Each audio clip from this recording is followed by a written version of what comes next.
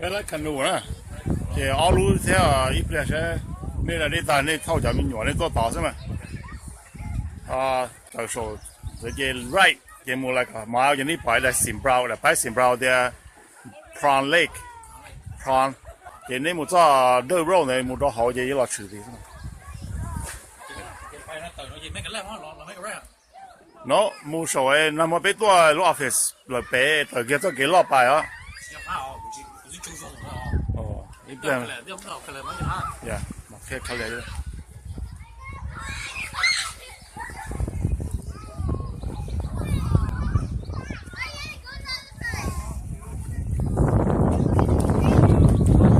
Okay, so this is a swimming pool, a pond. Nói cho lớn đó, everybody tốt ta đâu rồi nó. Cho cháu mình nhỏ tốt là đây. Eden, hi, are you having fun?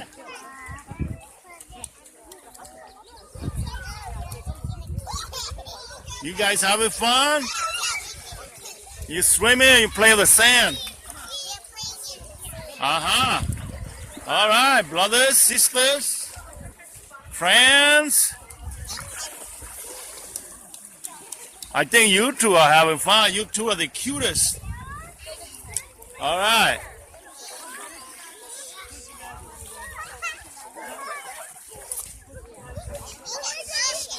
Uh-huh. Nói giờ lúc bạn đây, ôi nhớ được họ chơi bé tôi xí. Giờ lên đó nó bé cô tôi cho nên nó là thì nó đã tỏ sự số thì cho mình nhỏ tôi là đây hôm nọ nữa rong gấu li lại cô là cái con gấu li cái này có bảo à nó mà bé tôi ăn gạo nó you remember that oh how you guys come to the lake over there later yeah that's a good explanation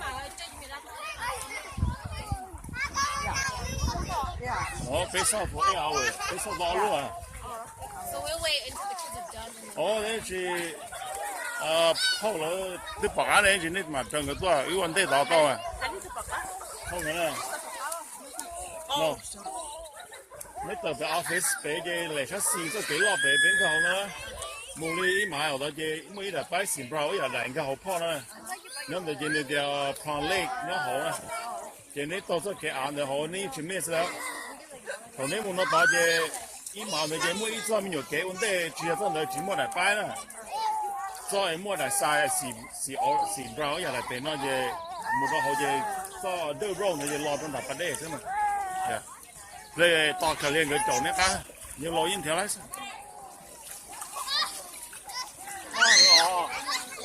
你捡了一路，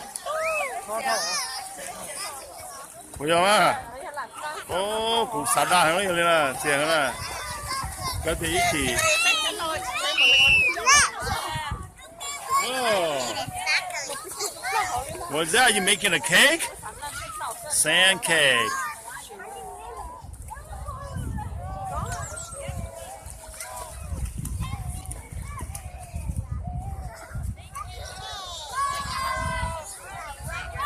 Cho mình nhiều dầu là cô lò rễ cơn cầu đi còn nó là lấy ra đây để xin lúc bà đến nó chia hàng lên nó cô chỉ tao phải cử hậu đó xì là chia hàng à cứ chỉ chia luôn từ thế nào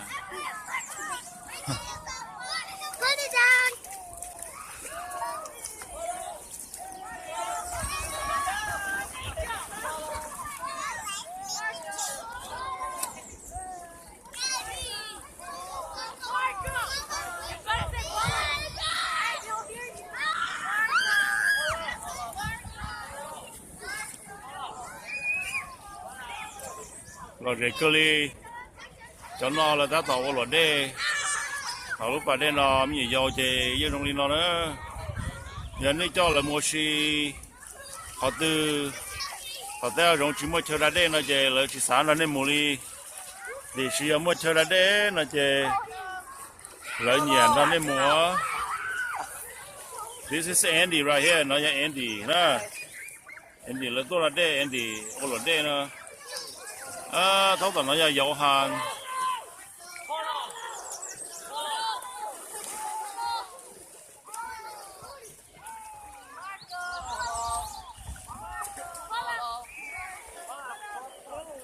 là đây á chẳng là nó là cũng mua nên là mình cả đó là đây đó lời cho lời tên mình nhỏ có một là đây là gì đâu là gì cơ thế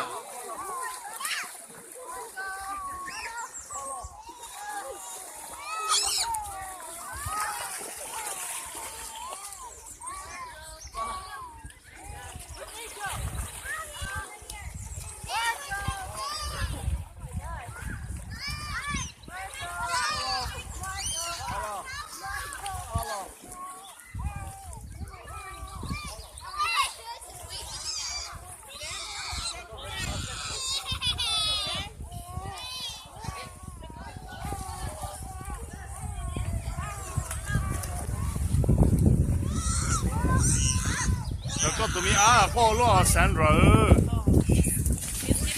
oh it's sleeping time you gotta get a nap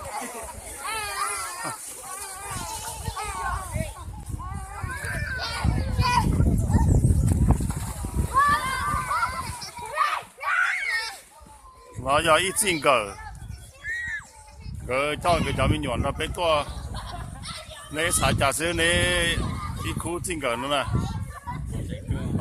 bé to hầm nó này bắt nó này giờ hai đứa lười rồi bé mua lên nó mua lười khó này bỏ mua thế vâng giờ cái chỗ lúc này xí lúc sau giờ xí chơi nếu như không mua nên có bé châu xong xứ giờ hai đứa lúc này nhom bộ chào lo giờ chủ sau giờ xí chơi xí lúc phải rồi mua ít cho mình nhỏ giờ chỉ mua nè là cũng chỉ rong chỉ mua chỉ là cũng chỉ rong cái chủ mua lên nhỏ mình nhỏ thế chỉ chia giờ mua ít lần xứ cái mình nhỏ chìm long hai chìm long kia cái dân trong hai đứa giờ chủ chú hiện tại nó sớm mà hảo sự Yeah, we have a great time here. yeah okay thank you. Is it really that cold, guys? Yeah? Kind of cold, right? So the deeper over there is colder? No, little, sit on the warm sand.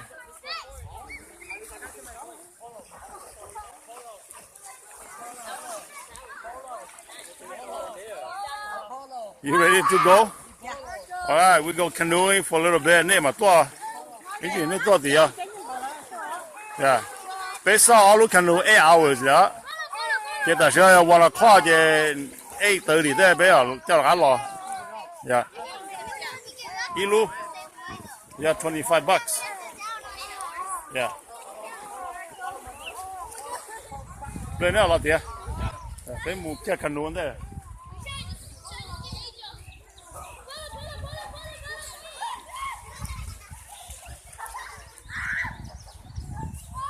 All right, we are done watching them on the beach, swimming pool, swimming pond. So we're going back. Okay, you shall let that. What do you see? I see bây giờ đang có sĩ cho camping sĩ nói thấy thế, khá thế, cái tụi nó lo, trên nên cái ý chính cái cho cái nhà mình tụi mình nhọn ra bây giờ cùng với nó bây giờ bây line group bây giờ sĩ đó sĩ nó là bây là relax hậu đêm là chắc khăn nuôi sĩ na và tiếp bây giờ taoวันนี้เราทำđây làทำđây every summer we go camping do something activity outside to release the stress from everyday life in the city. Tụi ta tỏ phái luôn con nó giờ sư chúng ta con về nó tôi nói bé camping nó là gì nửa sáng tao luôn con luôn nó giờ nửa sáng nữa chơi homemade boat cho tôi chạy cũng ok thế nung chơi là cũng xí nhau giờ ít lần xí nè xí lúc nào giờ lúc prototype xí nè trời ơi mở đầu lúc tiền tiền nên tôi sồn chạy là thì to thế tôi nói cụ tôi mới nhỏ cụ tôi sang con giờ ý định á ý định thơ rồi tôi chắc khăn nu họ bắt đây nó nhưng mà trai cười thế thì cụ bỏ trở nên giờ nên chừng trai rồi right Eden yeah I will catch you I will take care of you right no problem not scared right alright tu nó có giờ lên từ chạy phòn đất cầu xưa Oh. hai Hi. hôm nay giờ nhà văn thong giờ bé tu nhiệt chế tu nhiệt chế chân có để nó Yeah. bây giờ tụi nhớ bé hôm nay hai lệ thì trở lại chứ cả lệ có hai để giờ nữa tu được cũng đã cá nữa nè tu nói là cũng là tu nữa nè một tu tí tu xứ nếu như mà có bao xong nếu về họ Andy chia ya Andy yang lúc bà đây nó nửa tí tôi đuổi rồi là thế thì tí họ xong thâu lò là mà nó bây giờ cả tôi cho trên nữa tôi captain phán go rồi nè căng do thấu nhiều dao là thấu mà tôi phán chỉ lúc bà đây nó sợ cổ ấy sợ chỉ lò đi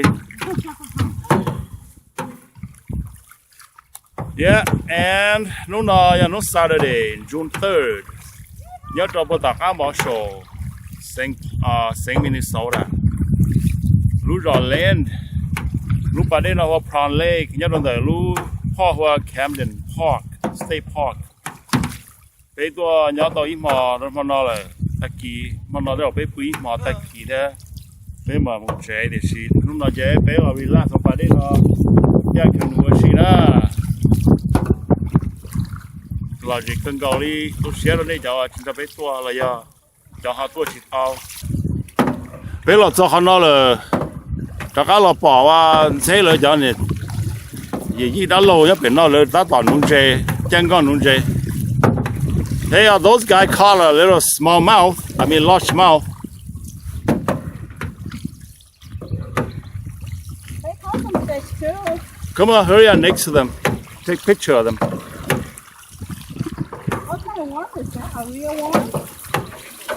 Oh. all right see we're passing them right here xe là giờ gì đã lâu mùa tí xíu nữa